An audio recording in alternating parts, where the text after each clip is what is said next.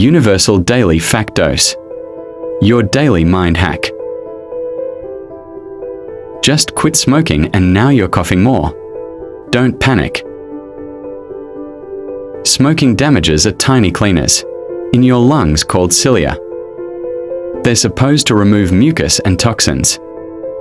But when you smoke, they stop working.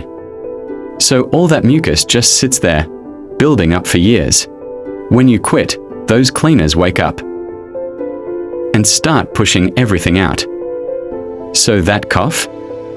It's not a problem, it's your lungs healing. Subscribe for more mind hacks. Comment, like, subscribe.